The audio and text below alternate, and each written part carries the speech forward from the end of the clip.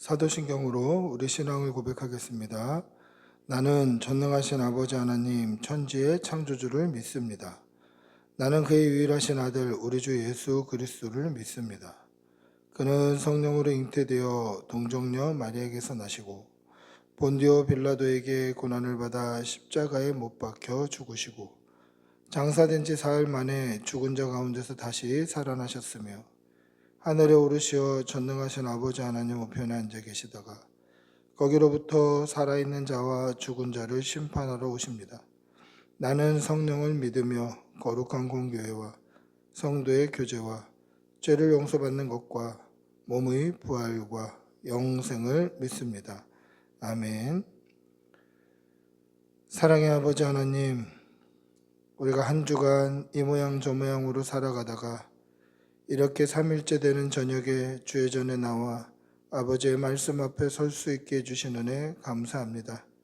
오늘 사사기 13장 14장 말씀을 통하여서 하나님의 사람이 이 땅에서 무엇을 의지하고 살아야 되는지 우리가 도전받고 말씀을 통해서 하나님의 음성을 듣는 귀한 시간 되게 하여 주시옵소서. 우리가 이 땅을 살아갈 때에 때로는 내 힘으로 사는 것 같지만 그 가운데서도 하나님의 함께 하심을 우리가 기억하며 잊지 않게 하여 주시고 날마다 하나님의 능력과 그 오른손의 권능과 하나님의 통치를 의지하며 살아가는 주의 백성들 다 되게 도와주시옵소서. 사랑하는 우리 자녀들 영육간에 강건케 하여 주시고 아침 저녁으로 추운 이 환절기에 건강 잃는 우리 교우들 없도록 하나님께서 눈동자와 같이 지켜 주시옵소서. 몸이 아픈 환우 가운데에는 하나님께서 치료의 빛을 발하여 주시어서 회복되는 역사가 일어나게 하여 주시고 사랑하는 우리 자녀들 이 땅 가운데 훌륭한 믿음의 큰 일꾼으로 자라가는 은혜를 덧입혀 주시옵소서. 오늘 이 강단을 통하여서 살아계신 하나님의 말씀이 온전히 선포되게 하여 주시고 그 말씀 앞에 우리는 아멘하며 그 말씀으로 또 승리하는 주의 백성들 다 되게 도와 주시옵소서. 간절히 바라옵고 우리 주 예수님의 이름으로 기도드리옵나이다. 아멘. 하나님의 말씀 함께 보시겠습니다. 말씀은 사사기 13장 14장입니다. 먼저 사사기 13장입니다. 13장. 이스라엘 자손이 다시 여호와의 목전에 악을 행하였으므로 여호와께서 그들을 40년 동안 블레셋 사람의 손에 넘겨주시니라. 소라 땅의 단지파의 가족 중에 마노아라 이름하는 자가 있더라. 그의 아내가 임신하지 못함으로 출산하지 못하더니 여호와의 사자가 그 여인에게 나타나서 그에게 이르시되 보라 내가 본래 임신하지 못함으로 출산하지 못하였으나 이제 임신하여 아들을 낳으리니 그러므로 너는 삼가 포도주와 독주를 마시지 말며 어떤 부정한 것도 먹지 말지니라. 보라 내가 임신하여 아들을 낳으리니 그의 머리 위에 삭도를 대지 말라. 이 아이는 태에서 나옴으로부터 하나님께 바쳐진 나실인이 됨이라. 그가 블레셋 사람의 손에서 이스라엘을 구원하기 시작하리라 하시니 이에 그 여인이 가서 그의 남편에게 말하 이르되 하나님의 사람이 내게 오셨는데 그의 모습이 하나님의 사자의 용모 같아서 심히 두려움으로 어디서부터 왔는지를 내가 묻지 못하였고 그도 자기 이름을 내게 이르지 아니하였으며 그가 내게 이르기를 보라 내가 임신하여 아들을 낳으리니 이제 포도주와 독주를 마시지 말며 어떤 부정한 것도 먹지 말라. 이 아이는 태에서부터 그가 죽는 날까지 하나님께 바쳐진 나실인이 됨이라 하더이다 하니라. 마노아가 여호와께 기도하여 이르되 주여 구하옵나니 주께서 보내셨던 하나님의 사람을 우리에게 다시 오게 하사 우리가 그 낳을 아이에게 어떻게 행할지를 우리에게 가르치게 하소서 하니 하나님이 마노아의 목소리를 들으시니라. 여인이 밭에 앉았을 때에 하나님의 사자가 다시 그에게 임하였으나 그의 남편 마노아는 함께 있지 아니한지라. 여인이 급히 달려가서 그의 남편에게 알려 이르되 보소서 전일에 내게 오셨던 그 사람이 내게 나타났나이다 하매 마노아가 일어나 아내를 따라가서 그 사람에게 이르러 그에게 묻되 당신이 이 여인에게 말씀하신 그 사람이니까 하니 이르되 내가 그로다 하니라. 마노아가 이르되 이제 당신의 말씀대로 되기를 원하나이다. 이 아이를 어떻게 기르며 우리가 그에게 어떻게 행하리이까. 여호와의 사자가 마노아에게 이르되 내가 여인에게 말한 것들을 그가 다 삼가서 포도나무의 소산을 먹지 말며 포도주와 독주를 마시지 말며 어떤 부정한 것도 먹지 말고 내가 그에게 명령한 것은 다 지킬 것이니라 하니라. 마노아가 여호와의 사자에게 말하되 구하옵나니 당신은 우리에게 머물러서 우리가 당신을 위하여 염소 새끼 하나를 준비하게 하소서 하니 여호와의 사자가 마노아에게 이르되 내가 비록 나를 머물게 하라. 내가 내 음식을 먹지 아니하리라. 번제를 준비하려거든 마땅히 여호와께 드릴지니라 하니 이는 그가 여호와의 사자인 줄을 마노아가 알지 못함이었더라. 마노아가 또 여호와의 사자에게 말하되 당신의 이름이 무엇이니까 당신의 말씀이 이루어질 때에 우리가 당신을 존귀 여기리다 하니 여호와의 사자가 그에게 이르되 어찌하여 내 이름을 묻느냐. 내 이름은 기묘자라 하니라. 이에 마노아가 염소 새끼와 소재물을 가져다가 바위 위에서 여호와께 드리매 이적이 일어난지라. 마노아와 그의 아내가 본즉 불꽃이 제단에서부터 하늘로 올라가는 동시에 여호와의 사자가 제단 불꽃이 휩싸여 올라간지라. 마노아와 그의 아내가 그것을 보고 그들의 얼굴을 땅에 대고 엎드리니라. 여호와의 사자가 마노아와 그의 아내에게 다시 나타나지 아니하니 마노아가 그제야 그가 여호와의 사자인 줄 알고 그의 아내에게 이르되 우리가 하나님을 보았으니 반드시 죽으리로다 하니 그의 아내가 그에게 이르되 여호와께서 우리를 죽이려 하셨더라면 우리 손에서 번제와 소제를 받지 아니하셨을 것이요 이 모든 일을 보이지 아니하셨을 것이며 이제 이런 말씀도 우리에게 이르지 아니하셨으리이다 하였더라. 그 여인이 아들을 낳음에 그의 이름을 삼손이라 하니라. 그 아이가 자라매 여호와께서 그에게 복을 주시더니 소라와 에스다올 사이 마한의 단에서 여호와의 영이 그를 움직이기 시작하셨더라. 아멘. 14장. 14장. 삼손이 딥나에 내려가서 거기서 블레셋 사람의 딸들 중에서 한 여자를 보고 올라와서 자기 부모에게 말하여 이르되 내가 딥나에서 블레셋 사람의 딸들 중에서 한 여자를 보았사오니 이제 그를 맞이하여 내 아내로 삼게 하소서 하매 그의 부모가 그에게 이르되 내 형제들의 딸들 중에나 내 백성 중에 어찌 여자가 없어서 내가 할례 받지 아니한 블레셋 사람에게 가서 아내를 맞으려 하느냐 하니 삼손이 그의 아버지에게 이르되 내가 그 여자를 좋아하오니 나를 위하여 그 여자를 데려오소서 하니라. 그때에 블레셋 사람이 이스라엘을 다스린 까닭에 삼손이 틈을 타서 블레셋 사람을 치려 함이었으나 그의 부모는 이 일이 여호와께로부터 나온 것인 줄은 알지 못하였더라. 삼손이 그의 부모와 함께 딥나에 내려가 딥나의 포도원에 이른즉 젊은 사자가 그를 보고 소리 지르는지라. 여호와의 영이 삼손에게 강하게 임하니 그가 손에 아무것도 없이 그 사자를 염소 새끼를 찢는 것 같이 찢었으나 그는 자기가 행한 일을 부모에게 알리지 아니하였더라. 그가 내려가서 그 여자와 말하니 그 여자가 삼손의 눈에 들었더라. 얼마 후에 삼손이 그 여자를 맞이하려고 다시 가다가 돌이켜 그 사자의 죽음을 본즉 사자의 몸에 벌떼와 꿀이 있는지라. 손으로 그 꿀을 떠서 걸어가며 먹고 그의 부모에게 이르러 그들에게 그것을 들여서 먹게 하였으나 그 꿀을 사자의 몸에서 떠왔다고는 알리지 아니하였더라. 삼손의 아버지가 여자에게로 내려가매 삼손이 거기서 잔치를 베풀었으니 청년들은 이렇게 행하는 풍속이 있음이더라. 무리가 삼손을 보고 30명을 데려와서 친구를 삼아 그와 함께 하게 한지라. 삼손이 그들에게 이르되 이제 내가 너희에게 수수께끼를 내리니 잔치하는 이래 동안에 너희가 그것을 풀어내게 말하면 내가 베옷 30벌과 겉옷 30벌을 너희에게 주리라. 그러나 그것을 능히 내게 말하지 못하면 너희가 내게 베옷 30벌과 겉옷 30벌을 줄지니라 하니 그들이 이르되 내가 수수께끼를 내면 우리가 그것을 드리리라 하매 삼손이 그들에게 이르되 먹는 자에게서 먹는 것이 나오고 강한 자에게서 단 것이 나왔느니라 하니라. 그들이 사흘이 되도록 수수께끼를 풀지 못하였더라. 일곱째 날에 이르러 그들이 삼손의 아내에게 이르되 너는 내 남편을 꾀어 그 수수께끼를 우리에게 알려달라 하라. 그렇지 아니하면 너와 내 아버지의 집을 불사르리라. 너희가 우리의 소유를 빼앗고자 하여 우리를 청한 것이 아니냐 그렇지 아니하냐 하니 삼손의 아내가 그의 앞에서 울며 이르되 당신이 나를 미워할 뿐이요 사랑하지 아니하는도다. 우리 민족에게 수수께끼를 말하고 그 뜻을 내게 알려주지 아니하도다 하는지라. 삼손이 그에게 이르되 보라 내가 그것을 나의 부모에게도 알려주지 아니하였거든 어찌 그대에게 알게 하리요 하였으라. 7일 동안 그들이 잔치할 때 그의 아내가 그 앞에서 울며 그에게 강요하므로 일곱째 날에는 그가 그의 아내에게 수수께끼를 알려주매 그의 아내가 그것을 자기 백성들에게 알려주었더라. 일곱째 날 해가 지기 전에 성읍 사람들이 삼손에게 이르되 무엇이 꿀보다 달겠으며 무엇이 사자보다 강하겠느냐 한지라. 삼손이 그들에게 이르되 너희가 내 암송아지로 밭갈지 아니하였더라면 내 수수께끼를 능히 풀지 못하였으리라 하니라. 여호와의 영이 삼손에게 갑자기 임하심에 삼손이 아스글론에 내려가서 그곳 사람 30명을 쳐 죽이고 노략하여 수수께끼 푼 자들에게 옷을 주고 심히 노하여 그의 아버지의 집으로 올라갔고 삼손의 아내는 삼손의 친구였던 그의 친구에게 준바되었더라. 아멘. 오늘 사사기 13장 14장 말씀을 통해서 삼손의 출생과 딥나 여자라는 제목으로 말씀을 나누려고 합니다. 첫째, 삼손이 태어난 이유와 목적은 무엇입니까? 우리 13장 5절 한번 읽어보겠습니다. 13장 5절 보라 네가 임신하여 아들을 낳으리니 그의 머리 위에 삭도를 대지 말라. 이 아이는 태에서 나옴으로부터 하나님께 바쳐진 나실인이 됨이라. 그가 블레셋 사람의 손에서 이스라엘을 구원하기 시작하리라 하시니. 하나님께서 삼손이 태어나기도 전에 삼손을 나실인으로 구별하셨습니다. 나실인이라는 뜻은 우리가 잘 사용하는 단어가 아니죠. 그래서 나실인 이렇게 하는 말이 좀 저희 입에 붙지를 않습니다. 발음이 꼬이기도 하고. 그런데 이 나실인이라는 말은 나자르라는 단어에서 유래되었는데 나자르라는 단어의 뜻은 구별됐다라는 뜻이에요. 그래서 나실인은 구별된 사람을 가리키는 말이다라는 것이죠. 근데 이 하나님께서 삼손을 언제부터 구별하셨습니까? 태에서 나옴으로부터 하나님께 바쳐진 구별된 나실인이 됨이라 라는 거예요.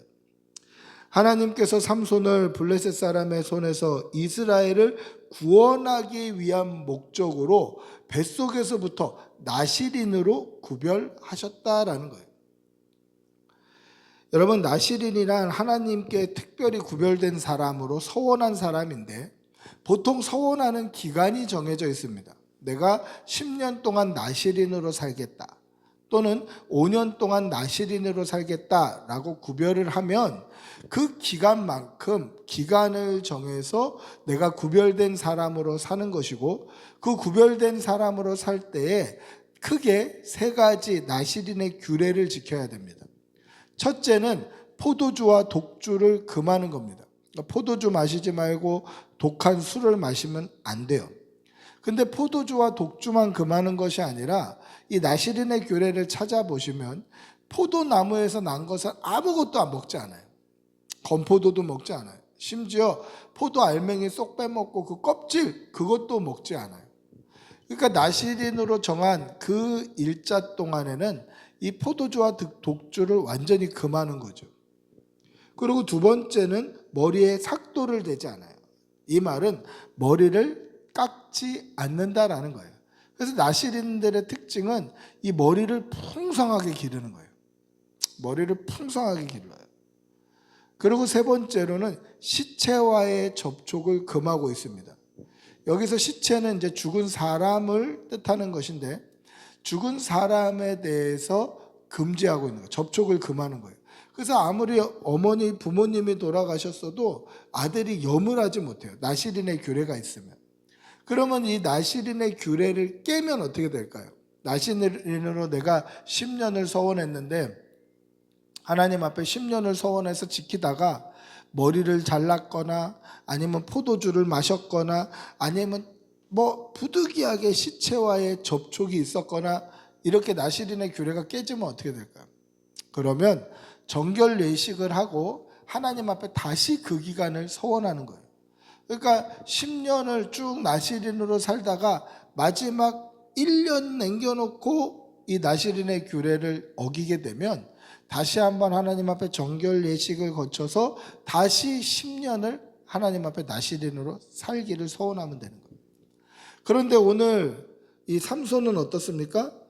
뱃속에서부터 이미 나실인으로 하나님께서 구별하셨어요. 그 말은 무슨 뜻입니까? 삼손은 태어날 때부터 죽는 순간까지 하나님께 구별된 나실인으로 살아야 한다라는 뜻이에요. 근데 왜 하나님께서 그렇게 구별하셨습니까? 목적이 뭐죠? 그 목적은 블레셋 사람의 손에서 이스라엘을 구원하기 위한 목적으로 하나님께서 구별하셨다라는 것입니다. 삼손을 들어서 블레셋 사람들의 손에서 이스라엘을 구원할 사사로 하나님께서는 삼손이 엄마의 태중 모태에 있을 때부터 거룩한 성도, 거룩한 일꾼, 거룩한 백성 나실인으로 구별하셨다라는 것입니다. 여러분, 하나님께서는 반드시 깨끗하게 구별된 그릇을 사용하셔요. 큰 집에는 금그릇도 있고 은그릇도 있고 여러 가지 그릇이 있죠. 근데 주인의 쓰임에 합당한 그릇은 어떤 그릇입니까? 깨끗하게 자기를 준비한 그릇이다라는 거죠. 깨끗한 그릇, 지금 씻어가지고 이렇게 식기 건조기에 뒤집어져 있는 그 깨끗한 그릇을 주인이 쓰기에 합당하다라는 겁니다. 사랑하는 성도 여러분, 항상 자기를 돌아보시고 우리가 비록 구별된 또 하나님 앞에 언제까지 내가 하나님 앞에 구별된 성도로 살겠습니다, 이거는 아니지만 우리가 예수 믿기로 작정하면 그때부터 구별된 사람이에요. 나실인이에요. 정결하게 깨끗하게 하나님의 쓰임에 합당하게 그렇게 믿음으로 하루하루 살아가는 주의 백성들이 되시기를 축복하고 기도합니다. 두 번째, 삼손을 움직인 힘의 근원은 무엇입니까? 우리 13장 24절에서 25절 한번 읽어보겠습니다. 13장 24절에서 25절 같이 읽어봅니다. 그 여인이 아들을 낳음에 그의 이름을 삼손이라 하니라. 그 아이가 자라매 여호와께서 그에게 복을 주시더니 소라와 에스다올 사이 마하네단에서 여호와의 영이 그를 움직이기 시작하셨더라. 할렐루야. 삼손을 움직인 힘의 근원이 무엇입니까? 오늘 뭐라고 되어 있죠? 소라와 에스다올 사이 마하네단에서 여호와의 영이 그를 움직이기 시작하셨다라고 기록되어 있어요. 그럼 삼손의 힘의 근원은 뭡니까? 삼손의 힘의 근원은 여호와의 영이 삼손을 움직이셨기 때문에 여호와의 영으로 말미암아 삼손은 삼손이 될 수 있었던 거예요. 이해가 되시죠? 그런데 우리가 삼손이라고 하면 힘의 근원을 뭐라고 생각하죠? 머리카락이라고 생각해요. 머리카락. 예전에 LG 트윈스에 이상훈이라는 투수가 있었어요. LG 트윈스 황금기를 이끌었던 1년에 한 20승 정도 하는 그런 굉장한 괴력의 투수였어요. 그 이상훈이라는 투수가 트레이드 마크가 있었는데 그게 뭐냐면 긴 머리예요.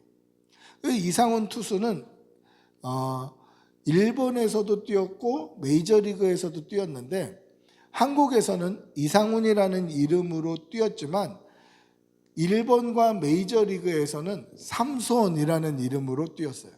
삼손이라고 써 있었어요, 등에. 그 긴 머리가 트레이드 마크예요. 그래서 긴 머리로 힘세고 1년에 한 20승 정도 하는 투수니까 별명이 삼손인 거예요. 삼손. 다들 그렇게 생각해요. 삼손의 힘의 근원은 머리카락이다 라고 생각합니다. 그리고 삼손 본인도 그렇게 생각했어요. 삼손 본인도 뭐라고 얘기합니까? 사사기 16장 17절, 오늘 읽은 본문은 아닙니다만은 다음 주에 묵상할 말씀입니다만은 16장 17절에 보면 삼손이 그렇게 얘기해요. 내 머리 위에는 삭도를 대지 아니하였나니 이는 내가 모태에서부터 하나님의 나실인이 되었음이라. 만일 내가 머리가 밀리면 내 힘이 내게서 떠나고 나는 약해져서 다른 사람과 같으리라 라고 생각했어요. 자신의 힘의 근원이 머리카락이라는 거죠. 머리카락이 밀리면 내 힘이 떠난다는 거예요. 그런데 오늘 성경을 보십시오. 오늘 25절은 뭐라고 되어 있습니까? 여호와의 영이 그를 움직이기 시작했다라는 거예요. 그러니까 삼손의 힘의 근원은 머리카락이 아니라는 거죠. 나실인의 규례가 아까 제가 3가지 말씀드렸지 않습니까? 그런데 삼손은 이 나실인의 규례 3가지 중에 한 가지 머리카락에만 집중하고 있는 거예요.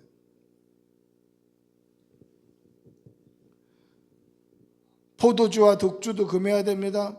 죽은 사체, 시체도 접근하지 말아야 됩니다. 그런데 그냥 머리카락만 잘리면 나는 힘이 약해진다는 거죠. 나실인의 규례에 자신의 힘의 근원을 거기에 있다라고 여기고 있었던 거예요. 그러면 과연 삼손의 힘이 정말 머리카락이 근원이었을까요? 삼손이 오늘 우리가 읽은 말씀에 보시면 딥나로 내려갈 때에 길에서 젊은 사자를 만났습니다. 그때 성경은 뭐라고 기록하고 있습니까? 여호와의 영이 삼손에게 강하게 임하니 그가 손에 아무것도 없이 그 사자를 염소 새끼 찢는 것 같이 찢었으나 라고 14장 6절에서 말씀하고 있죠. 그리고 오늘 우리가 읽은 본문에 보시면 삼손이 수수께끼를 냈는데 그거를 친구들이 맞힘으로 인해서 어떻게 됩니까? 겉옷 30벌과 속옷 30벌을 이제 그것을 훔쳐다가 노력해서 친구들에게 나눠주는데 그때에도 성경은 뭐라고 기록되어 있냐면 여호와의 영이 삼손에게 갑자기 임하심에 삼손이 아스글론에 내려가서 그곳 사람 30명을 쳐 죽이고 라고 14장 9절에서 말씀하고 있어요. 그럼 보세요. 삼손이 사자를 찢어 죽일 때 머리카락이 길어서 삼손이 사자를 염소 새끼 찢듯이 찢었다라고 기록되어 있습니까? 그렇게 기록되어 있지 않아요. 뭐라고 기록되어 있습니까? 여호와의 영이 삼손에게 강하게 임하니 그가 손에 아무것도 가지지 않았는데 사자를 염소 새끼 찢듯이 찢더라 이렇게 얘기해요. 그리고 아스글론에서 30명을 때려 죽일 때도 삼손이 머리카락이 길어서 그 머리카락으로부터 나오는 힘으로 30명을 죽였다 이렇게 기록되어 있나요? 그렇지 않아요. 뭐라고 기록되어 있습니까? 여호와의 영이 삼손에게 갑자기 임하심에 삼손이 아스글론에 내려가서 그곳 사람 30명을 쳐 죽였다라고 되어 있어요. 그러니까 삼손이 힘쓸 때마다 뭐라고 되어 있습니까? 삼손이 힘쓸 때마다 머리가 길어서 힘이 셌더라, 머리가 길어서 힘을 썼더라 이렇게 되어 있는 게 아니라 뭐라고 되어 있죠? 여호와의 영이 임했다라고 되어 있어요. 여호와의 영이 강하게 임했다, 여호와의 영이 갑자기 임했다 이렇게 기록되어 있어요. 우리가 읽은 본문에서도 벌써 2번이나 여호와의 영이 임해서 삼손이 힘을 썼다라고 기록되어 있고, 또 삼손이 태어났을 때 여호와의 영이 그를 움직이기 시작하셨다라고 기록하고 있어요. 삼손이 머리가 길어서 힘이 셌다, 머리가 길어서 강했다라고 성경은 한 번도 얘기하지 않아요.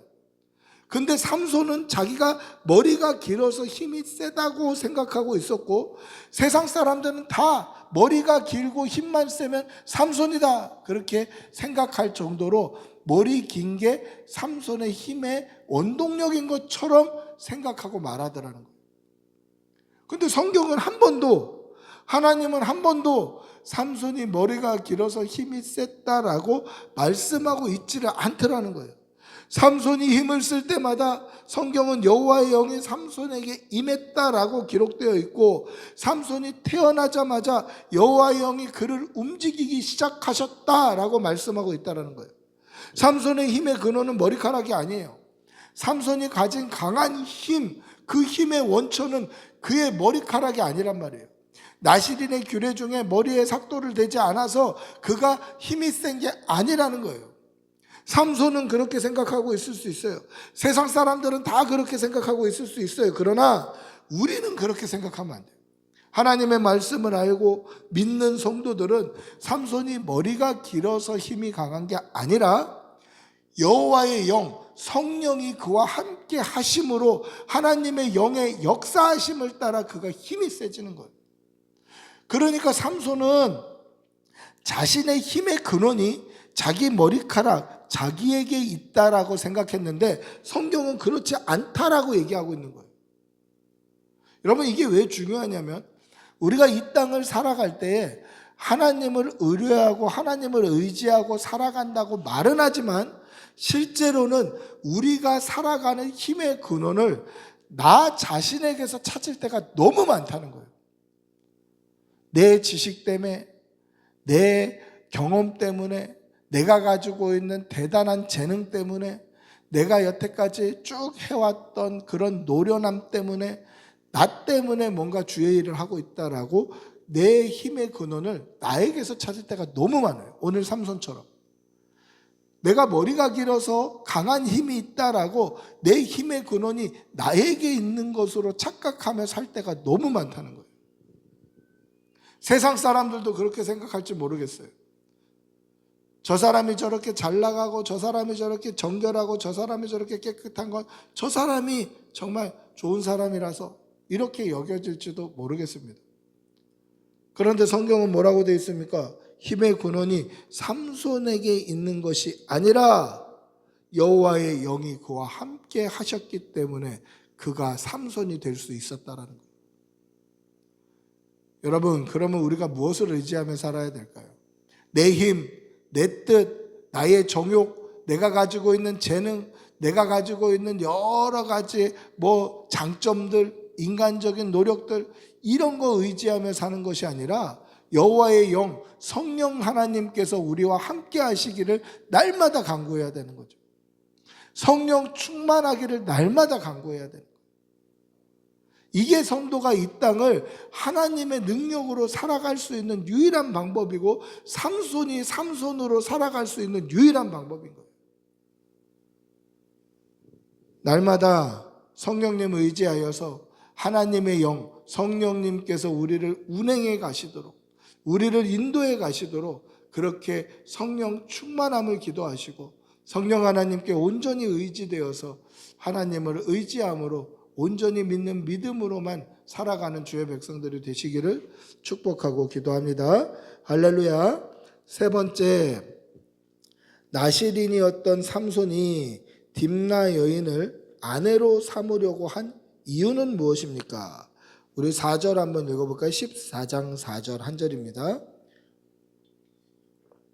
14장 4절 같이 읽어봅니다. 그때에 블레셋 사람이 이스라엘을 다스린 까닭에 삼손이 틈을 타서 블레셋 사람을 치려 함이었으나 그의 부모는 이 일이 여호와께로부터 나온 것인 줄을 알지 못하였더라. 삼손이 딥나로 가서 이스라엘 자신의 동족들 안에서 아내를 맞이하지 않고 딥나 여자, 블레셋 여자 중 한 사람을 보고 부모에게 그를 사랑하니 그를 아내로 맡겠다라고 이야기를 합니다. 그때 부모는 뭐라고 이야기하냐면 할례 받지 않은 이방 여인과의 혼인을 반대하죠. 하나님께 거룩하게 구별된 나시린이 어떻게 할례도 받지 않은 이방 여자와 결혼할 수 있겠냐? 반대합니다. 근데 삼손이 블레셋 여자와 딥나 여자와 결혼을 고집한 이유가 뭡니까? 틈을 타서 블레셋 사람을 치려 함이었더라. 근데 부모님들은 알지 못했다라는 거예요. 그러면 다시 우리가 두 번째 문항으로 다시 넘어가서 삼손을 하나님께서 나시린으로 구별하시고 1번 문제로 문항으로 넘어가서 삼손이 태어난 이유와 목적이 무엇이라고 되어 있었습니까? 하나님께서 그를 나시린으로 구별해서 이 땅에 태어나게 하신 이유가 뭡니까? 그 이유는 블레셋 사람의 손에서 이스라엘을 구원하기 위해서 하나님께서 삼손을 나시린으로 구별했습니다. 그리고 이 땅에 태어나게 하셨습니다.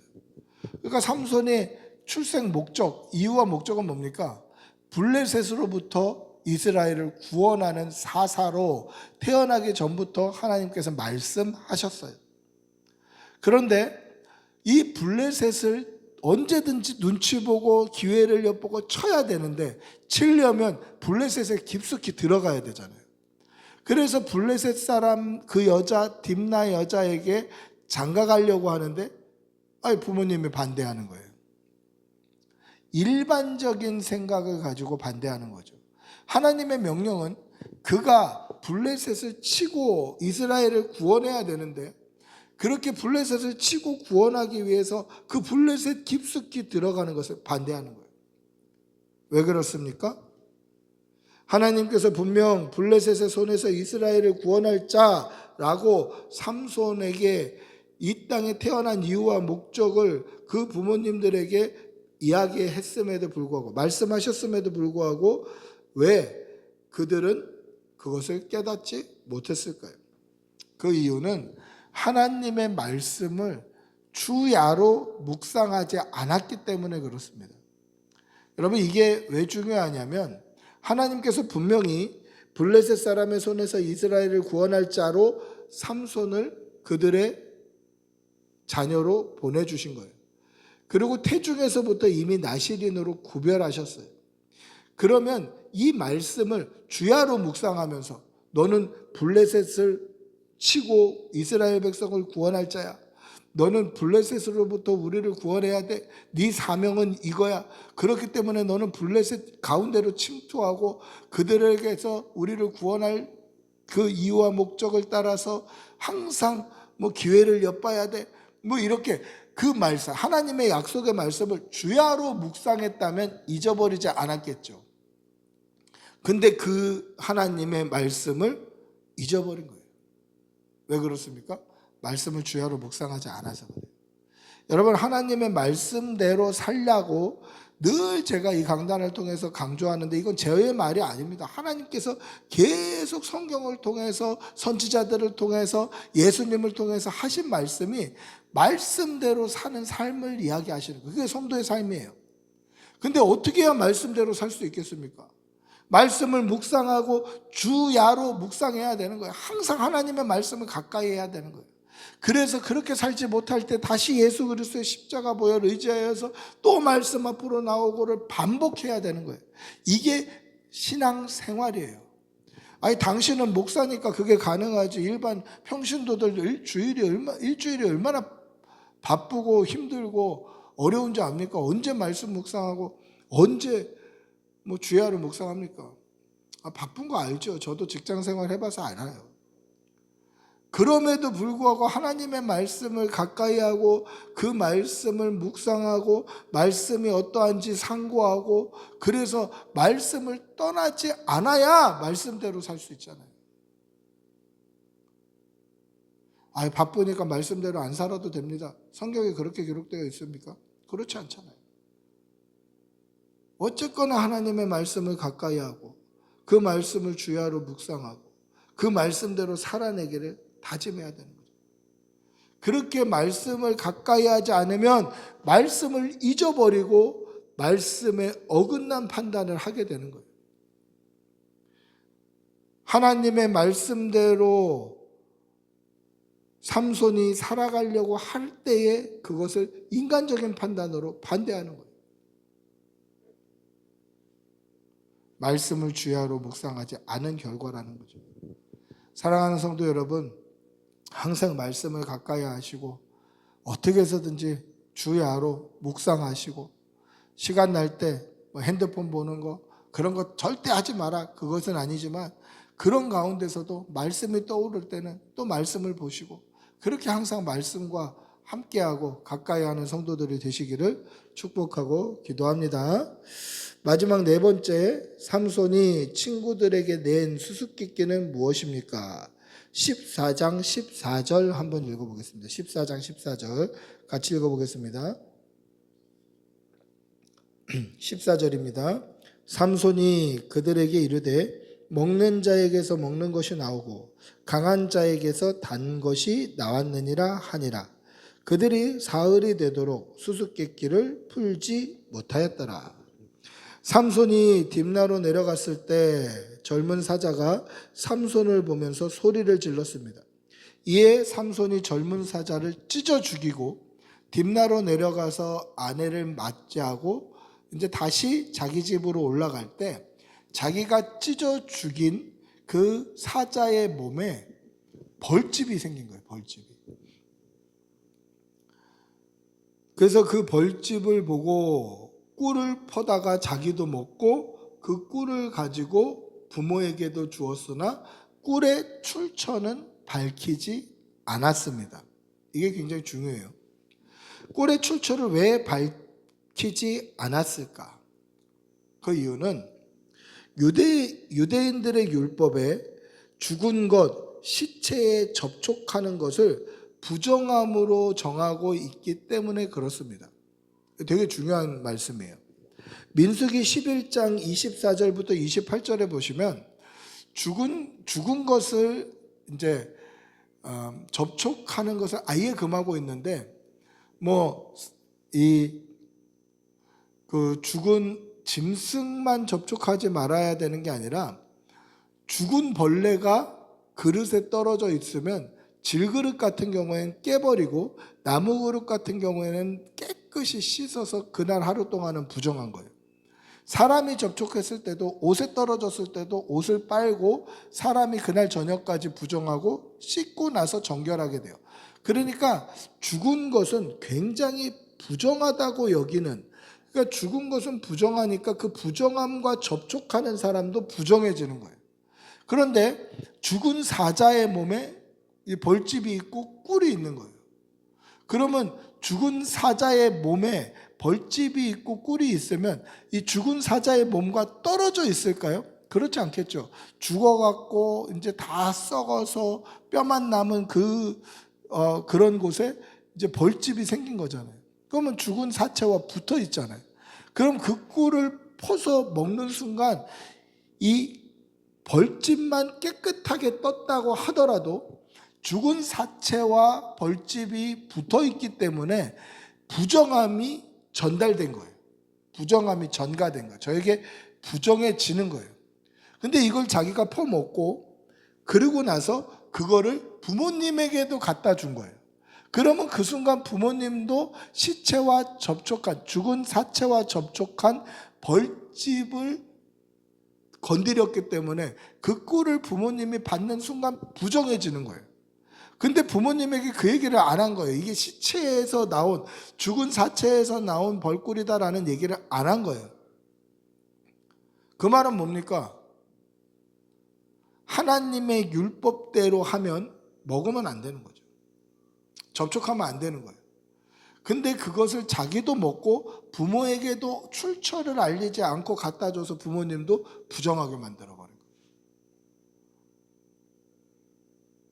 이것을 보면 삼손이 얼마나 하나님의 말씀을 가볍게 여겼는가를 알 수 있어요. 부모에게도 얘기를 안 했습니다. 얘기 안 한 이유는 뭡니까? 수수께끼 내려고 얘기 안 했다. 나중에 그렇게 얘기합니다만은 꼭 그것만은 아닌 거예요. 출처가 부정함 가운데 있는 거예요. 그래서 그걸 가지고 이제 사람들에게 겉옷 30벌과 속옷 30벌을 가지고 먹는 자에게서 먹는 것이 나오고 강한 자에게서 단 것이 나왔느니라, 이 수수께끼를 풀라고 내줘요. 누가 풀 수 있겠습니까? 아무도 못 푸는 거죠. 그래서 이제 이 잔치가 있는 7일 동안 그걸 풀려고 했는데 아무도 못 풀었어요. 뭐 이거냐 저거냐 물어봤지만 아니라 했겠죠. 사흘 동안 풀었는데 못 풀었어요. 사흘째 되는 날부터 이 친구 30명이 막 이 아내 딥나 여자를 괴롭히는 거예요. 네가 겉옷 30벌 속옷 30벌 우리에게서 뜯어내려고 그러는구나. 내가 니네 집을 불태워버리겠다. 막 이렇게 얘기해요. 그러면 이런 생각이 들죠. 아니 옷 한 벌이 뭐 그렇게 대단하다고 집을 불태운다고 그래. 삼손이 지면 너희들 30명에게 각각 한 벌씩 겉옷 속옷 줄게. 니네들이 지면 한 벌씩 나한테 갖고 와. 이건데 그러면 그 친구들은 한 벌씩만 갖고 오면 되는데 아예 옷 한 벌 사는 게 뭐 그렇게 어려운 일이라고 죽이려고 그래. 근데 당시에는요, 옷이 굉장히 귀한 거예요. 특히 겉옷 같은 경우에, 이 외투 같은 경우에는 엄청나게 귀한 거예요. 한 집에 하나 있을까 말까 하는 거죠. 그래서 아간이 범죄했을 때, 여리고성이 무너졌을 때 그가 취한 게 뭡니까? 50세겔의 금덩어리 하나랑 은덩어리 하나랑 그 다음에 뭡니까? 시날산의 아름다운 외투 한 벌이에요. 옷 한 벌 훔친 거예요. 옷 한 벌. 금덩어리 은덩어리는 와 할 수 있죠 우리가. 그런데 외투 한 벌, 시날산의 아름다운 외투 한 벌, 겉옷 하나 훔친 거예요. 그 정도로 귀했다라는 말이죠. 그러니까 옷 한 벌, 겉옷 한 벌, 속옷 한 벌 주느니 내가 니네 집 불살라서 니네 부모들이고 니네 가족들이고 다 죽여버리겠다. 이렇게 협박하는 거예요. 그래서 계속 협박하다가 어떻게 됐습니까? 삼손의 아내에게 그걸 얘기해 줘요. 강한 자는 사자고 단 것은 꿀이다 얘기해 줘요. 그래서 그것을 친구들이 마칩니다. 무엇이 꿀보다 달겠으며 무엇이 사자보다 강하겠느냐라고 맞춰요. 그래서 삼손이 화가 나서 아스글론으로 내려가서 거기서 블레셋 사람 30명을 쳐 죽이고 그 쳐 죽인 겉옷과 속옷을 벗겨서 친구들에게 주고 자기는 집으로 돌아가 버립니다. 그리고 삼손의 장인은 그의 아내를 그 모여있던 친구들에게 그냥 한 명에게 시집을 보내버려요.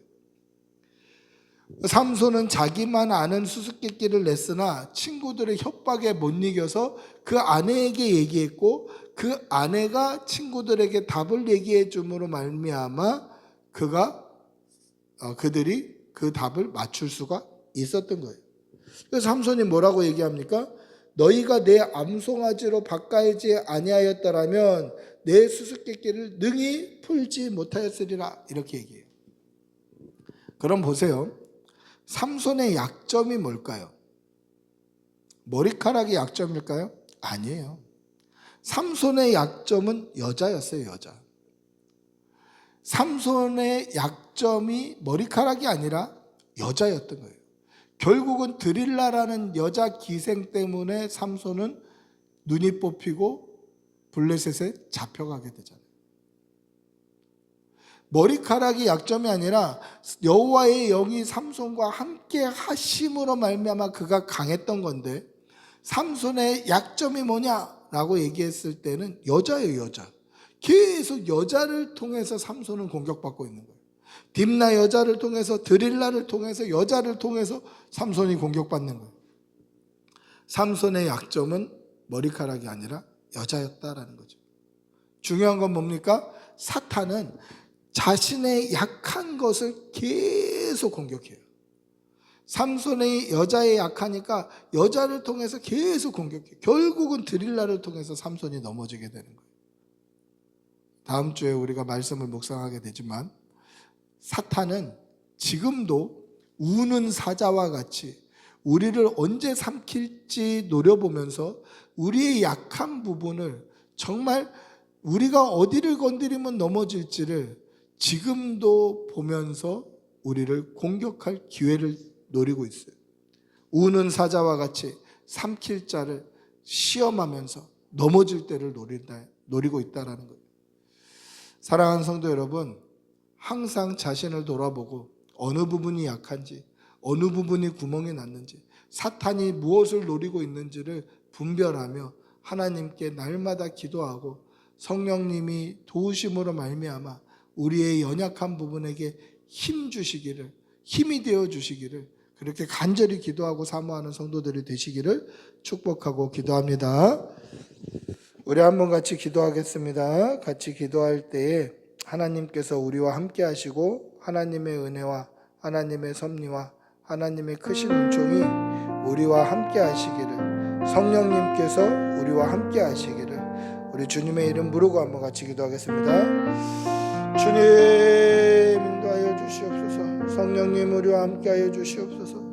삼손에게 하나님의 영이 강하게 임하시고 갑자기 임하셨던 것처럼 우리의 삶의 순간순간마다 여호와 하나님이 필요한 순간에, 하나님의 강하신 힘이 필요한 순간에 하나님의 힘이 우리와 함께 하시고 하나님의 능하심이 우리와 함께 하시고 하나님의 그 통치와 역사하심이 우리와 함께 하셔서 날마다 하나님의 함께 하시는 그 은혜로 살게 하여 주시고 믿음으로 살게 하여 주시고 여호와 하나님의 그 신실하심이 우리와 늘 함께 하여 주시어서 하나님으로 정결하게 하여 주시고 여호와 하나님으로 말미암아 복되게 하여 주시옵소서.